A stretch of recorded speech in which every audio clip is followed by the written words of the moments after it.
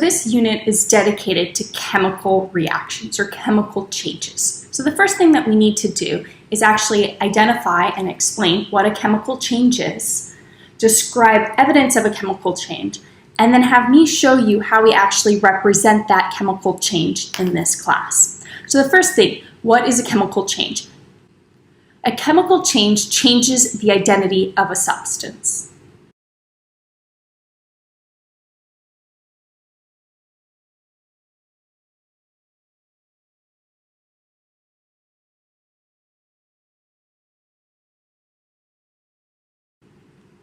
So last semester we discussed 5 different evidences of a chemical change, and we're going to be seeing a number of these as we look at different chemical reactions. The first evidence that we talked about is that it can produce an odor, and this is the only one that we really can't represent with a chemical reaction. The next one is that a gas can be produced.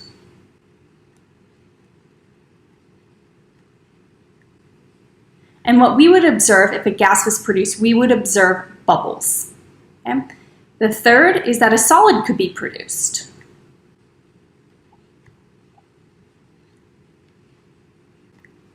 And we call that a precipitate. A precipitate forms, and we're going to see a number of precipitates forming in this unit. Okay? The fourth is that the color of the substance could change. And while that would be really hard to show in an actual chemical reaction, we might see a solid forming and know that when that solid forms, that the color of the substance would change. So color and odor are really 2 changes we can't represent in a chemical reaction. The last one is a change in temperature.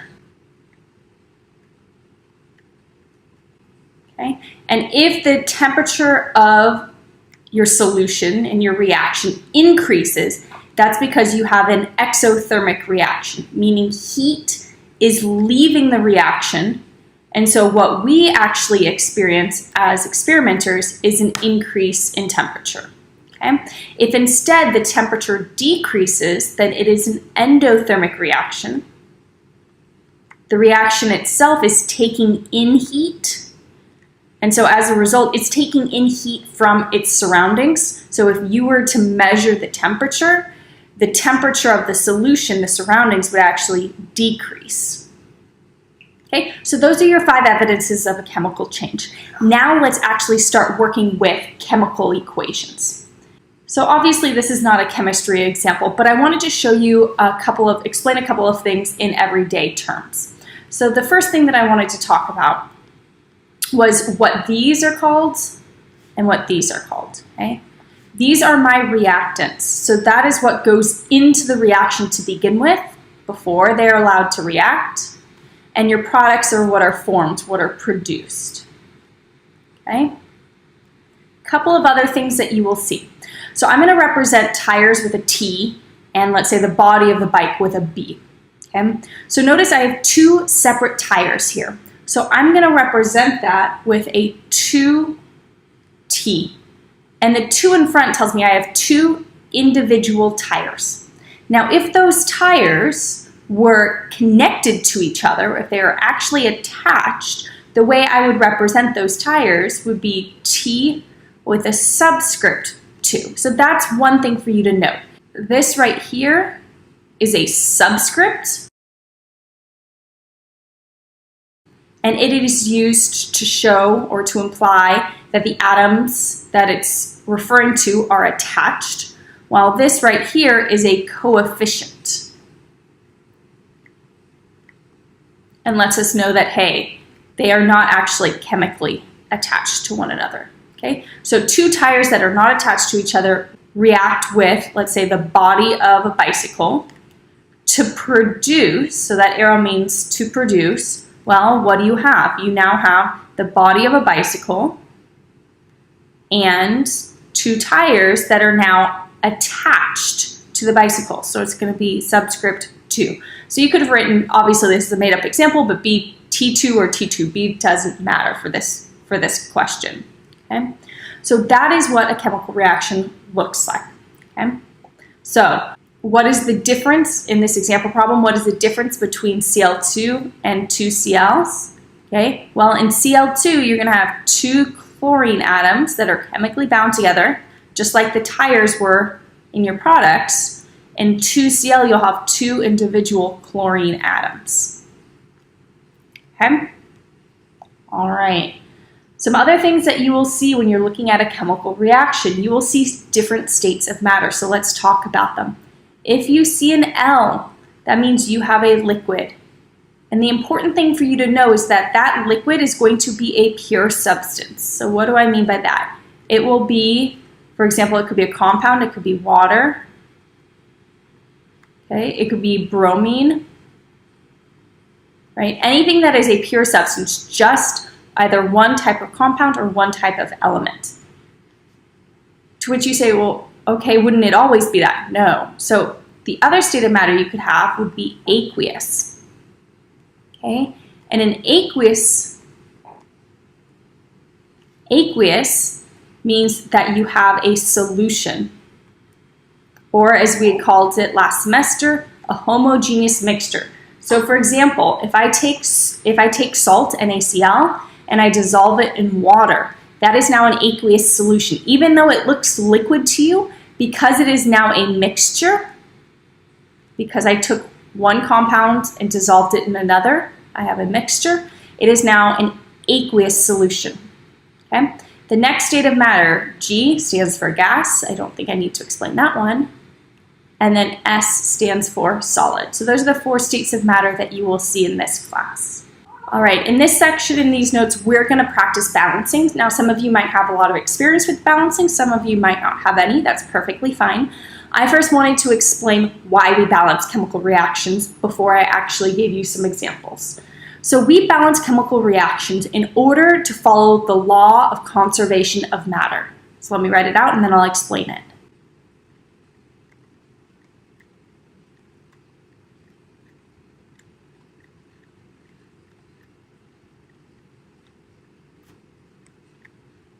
And what the law of conservation of matter tells us is that matter cannot be created or destroyed.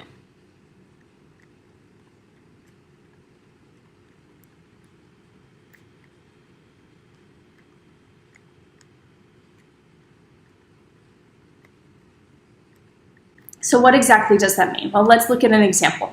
Here I give you, right below, I give you a balanced reaction. Okay? And so what exactly does that balanced reaction tell us? All right.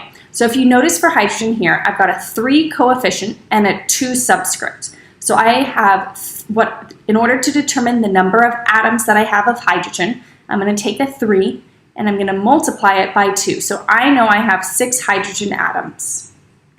I have 2 nitrogen atoms. Okay? And then looking here at NH3, this 3 behind hydrogen only applies to hydrogen. Okay? So what that tells me, the 2 applies to both the nitrogen and the hydrogen.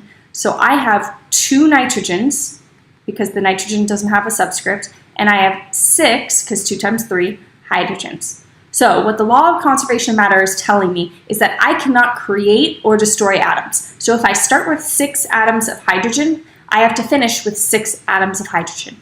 If I start with 2 atoms of nitrogen, I have to finish with 2 atoms of nitrogen.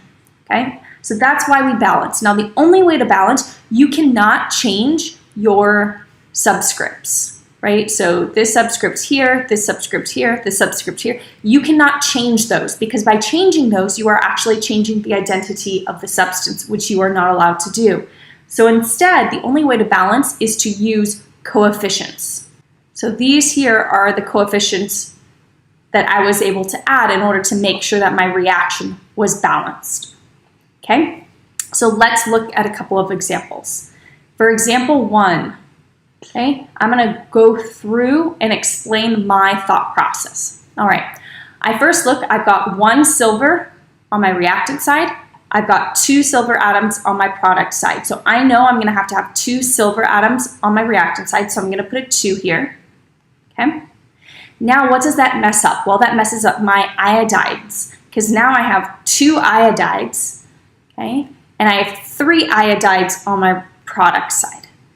Okay, well, how the heck can I make 2 and 3 equal to each other? Well, what I could actually do is make them both equal to 6. So what I'm going to do is I'm going to get rid of the 2. I'm going to make that a 6. I'm going to make this, in order to make iodide 6 iodides, I'm going to make this a 2, because 2 times 3 is 6. Okay?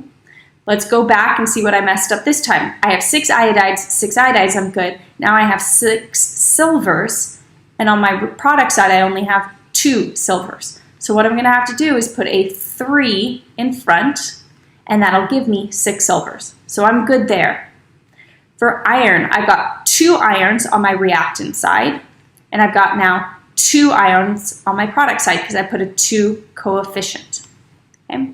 The only tricky thing when you have polyatomic ions, I like to, as long as I have my polyatomic ions staying the same on the reactant and the product side, which I do here, then I like to treat my polyatomic ion all together. So I have 3 carbonates on my reactant side, and if you notice now, I have 3 carbonates on my product side. So I am now balanced. Okay? All right, for number 2, I've got C2H4O2, so I'm going to first deal with my carbons. I always like to deal with what's the most obvious first. What looks the most, I would say, scary to me is oxygen, because every single molecule here has an oxygen. So I'm going to deal with that last. Okay, so I've got 2 carbons on my reactant side. I've got 1 carbon on my product side. So what I'm going to need to do is put a 2 in front of carbon dioxide. So now I have 2 carbons on reactant and product side. Then I notice that I have 4 hydrogens on my reactant side and only 2 on my product side. So what I'm going to need to do is put a 2 in front, because then 2 times 2 gives me 4. Okay. Then for oxygen, okay, I've got 2 oxygens on my reactant side and another 2 on my reactant side. So when they're separated, you will then add them. So right now I have 4 oxygens on my reactant side. On my product side, I've got 2 times 2, so that would give me 4 oxygens, and 2 times 1, which would give me 2 oxygens. So I've got a total of 6 right now. Okay, well, I really don't want to mess with this molecule right here, because I used it to balance my carbon dioxides and my waters. So what I can actually do is say, okay, I've got 2 oxygens from here. How many oxygens would this oxygen have to give me in order to get 6 oxygens total? And the answer is I need 4 oxygens, because 2 plus 4 gives me 6. Well, what number would I have to, what coefficient would I have to put in front of oxygen in order to get 4 oxygens? 2. And I'm balanced. Okay, let's look at a slightly trickier balancing. I have C8H18 reacts with oxygen to form carbon dioxide and water. So again, I'm going to first balance my carbons, then my hydrogens, and then my oxygens. So carbon, I've got 8 on my reactant side, so I'm going to put an 8 in front of carbon dioxide. Then I've got 18 hydrogens on my reactant side. So what would I have to put in front of water in order to get 18 hydrogens? Well, I would need to put a 9, because 9 times 2 is 18. Let's figure out how many oxygens I now have. Well, on this side here, I've got 16 oxygens, because 8 times 2 is 16. And I've got 9 times 1, which is 9. So I right now have a total of 25 oxygens.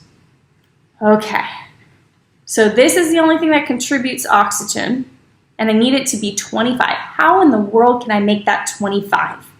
Well, if you think about it, what times 2 gives me 25? Well, 25 over 2. To which you say, oh, that's really easy, and I can be done. Unfortunately, you can't leave a coefficient as a fraction or a decimal. It's got to be a whole number. But here's something really easy you can do. I can multiply my entire balanced reaction, which this is, by one single number, and it will stay balanced. So what could I multiply 25 over 2 by to make it a whole number? Well, I could just multiply it by 2.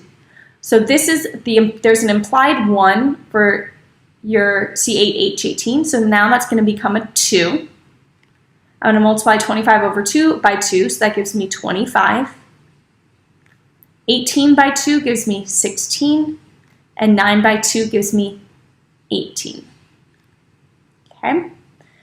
If you notice there's a lot of crossing out, that is why I ask that you guys write in pencil for this class. You're going to make a lot of errors while balancing. That is perfectly fine, but please make sure that you're writing in pencil. Okay? The last one, zinc sulfate, okay, reacts with lithium carbonate. Okay, so I've got one zinc on my reactant side, one zinc on my product side. Okay, sulfate remains sulfate. I've got one sulfate on my reactant side, one sulfate on my product side. Lithium, I've got 2 lithiums on my reactant side, 2 lithiums on my product side. Carbonate, I've got 1 carbonate on my reactant side, 1 carbonate on my product side. So I'm actually already balanced. So notice when I have blanks here, I don't put 1s in front because by not having anything, it's implied that it's a 1. So I don't have to write anything. This is already balanced. So now that we've talked about how to balance reactions, we're actually going to work on writing out those reactions.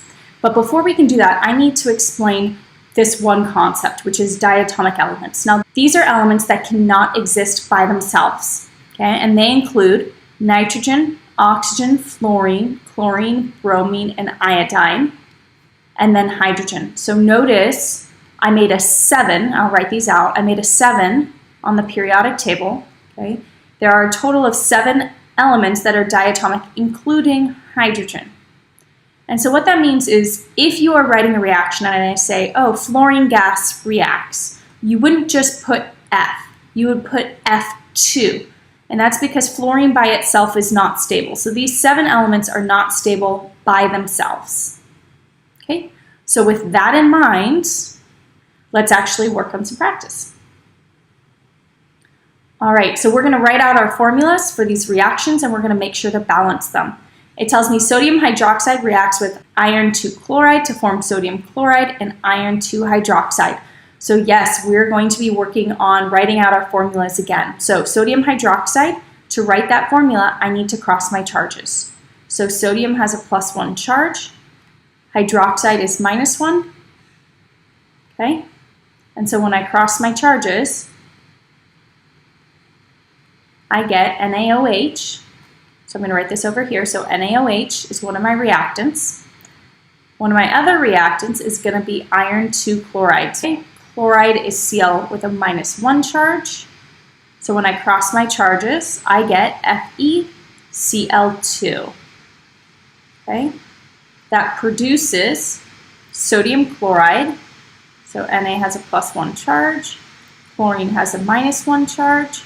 So this is going to be just NaCl when I cross my charges. And iron 2 hydroxide. Fe has a 2+ charge. Hydroxide has a 1- charge. When I cross my charges, remember hydroxide has to be in parentheses, so you have 2 hydroxides. Okay. And I'm good to go. Now, I do need to balance. So I've got 1 sodium on this side, 1 sodium on this side, 1 hydroxide here, 2 hydroxides here.